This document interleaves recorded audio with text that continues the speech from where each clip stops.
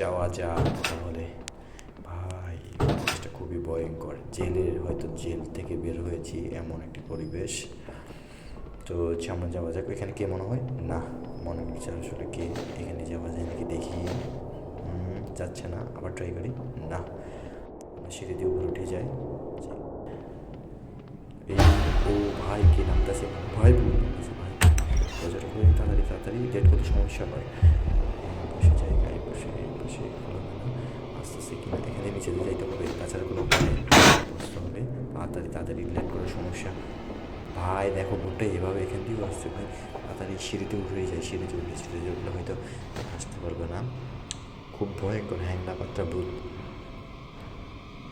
না, আসতেছে না, একটু নামি দেখা যাক। আমরা তো ভয় পাই না ভাই।